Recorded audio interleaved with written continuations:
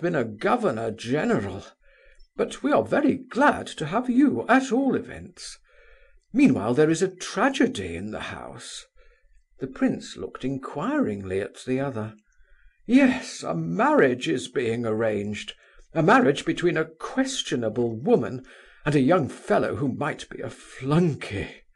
They wish to bring this woman into the house where my wife and daughter reside, but while I live and breathe she shall never enter my doors. I shall lie at the threshold, and she shall trample me underfoot if she does. I hardly talk to Gania now, and avoid him as much as I can. I warn you of this beforehand, but you cannot fail to observe it. But you are the son of my old friend, and I hope— Prince, be so kind as to come to me for a moment in the drawing-room," said Nina Alexandrovna herself, appearing at the door.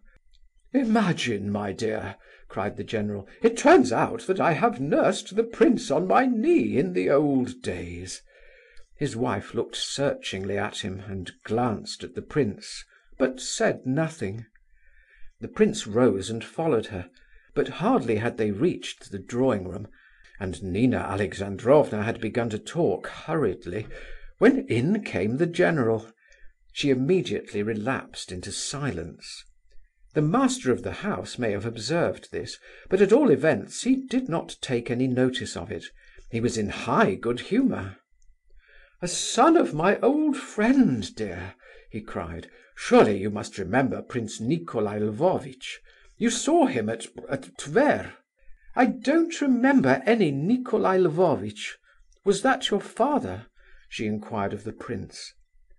"Yes, but he died at Lisavietgrad, not at Tver," said the prince, rather timidly. "So Pavlicheff told me." "No, Tver," insisted the general. "He removed just before his death. You were very small and cannot remember, and Pavlicheff, though an excellent fellow, may have made a mistake." "You knew Pavlicheff, then?" "Oh yes, a wonderful fellow. But I was present myself. I gave him my blessing." "My father was just about to be tried when he died," said the prince, "although I never knew of what he was accused. He died in hospital."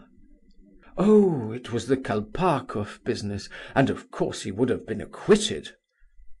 "Yes, do you know that for a fact?" asked the prince, whose curiosity was aroused by the general's words. "I should think so, indeed," cried the latter. "The court-martial came to no decision. It was a mysterious, an impossible business, one might say. Captain Larionov, commander of the company, had died. His command was handed over to the prince for the moment. Very well. This soldier, Kolpakoff, stole some leather from one of his comrades, intending to sell it and spend the money on drink. Well, the prince, you understand that what follows took place in the presence of the sergeant-major and a corporal.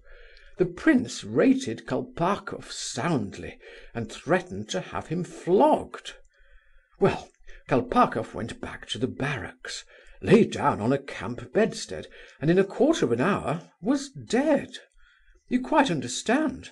It was, as I said, a strange, almost impossible affair. In due course, Kolpakoff was buried. The prince wrote his report, the deceased's name was removed from the roll. All as it should be, is it not?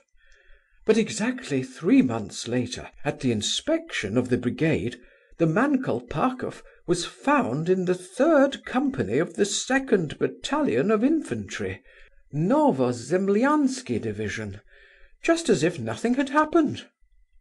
"What?" said the prince, much astonished. "It did not occur. It's a mistake," said Nina Alexandrovna quickly, looking at the prince rather anxiously. "Mon mari se trompe," she added, speaking in French. "My dear, se trompe is easily said. Do you remember any case at all like it? Everybody was at their wits' end. I should be the first to say qu'on se trompe. But unfortunately I was an eyewitness, and was also on the commission of inquiry. Everything proved that it was really he, the very same soldier, Kolpakoff, who had been given the usual military funeral to the sound of the drum. It is, of course, a most curious case, nearly an impossible one. I recognize that, but... Father, your dinner is ready," said Varvara at this point, putting her head in at the door.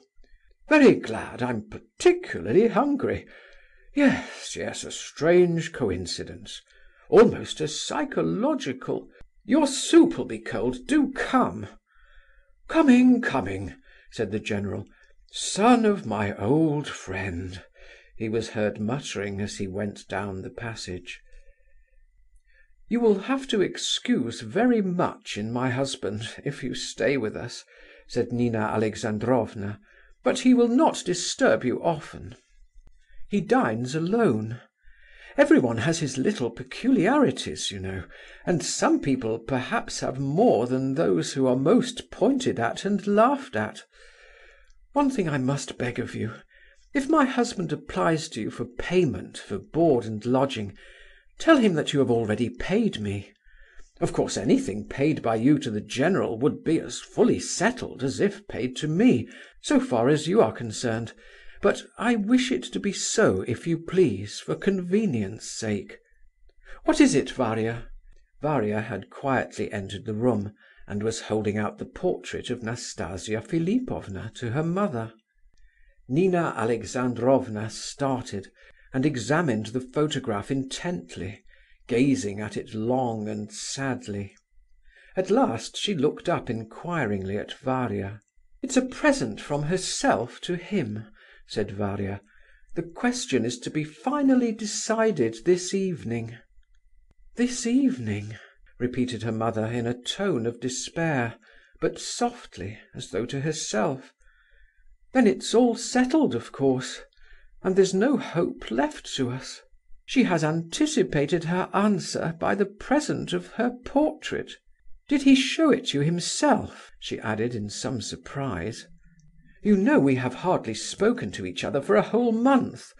Ptitsin told me all about it, and the photo was lying under the table, and I picked it up." "Prince," asked Nina Alexandrovna, "I wanted to inquire whether you have known my son long. I think he said you had only arrived today from somewhere." The prince gave a short narrative of what we have heard before, leaving out the greater part. The two ladies listened intently. "I did not ask about Gania out of curiosity," said the elder at last. "I wish to know how much you know about him, because he said just now that we need not stand on ceremony with you. What exactly does that mean?" At this moment Gania and Ptitsin entered the room together, and Nina Alexandrovna immediately became silent again. The prince remained seated next to her, but Varia moved to the other end of the room. The portrait of Nastasia Philipovna remained lying as before on the work-table. Gania observed it there, and with a frown of annoyance snatched it up and threw it across to his writing-table, which stood at the other end of the room. "Is it today, Gania?" asked Nina Alexandrovna at last. "Is what today?" cried the former. Then suddenly recollecting himself, he turned sharply on the prince. "Oh," he growled, "I see you are here, that explains it. Is it a disease or what, that you can't hold your tongue? Look here, understand once for all, prince. I am to blame in this, Gania, no one else," said Ptitsin. Gania glanced inquiringly at the speaker. "It's better so, you know, Gania, especially as, from one point of view, the matter may be considered as settled," said Ptitsin, and sitting down a little way from the table, he began to study a paper covered with pencil writing. Gania stood and frowned. He expected a family scene. He never thought of apologizing to the prince, however. "If it's all settled, Gania, then of course Mr. Ptitsin is right," said Nina Alexandrovna. "Don't frown. You need not worry yourself, Gania.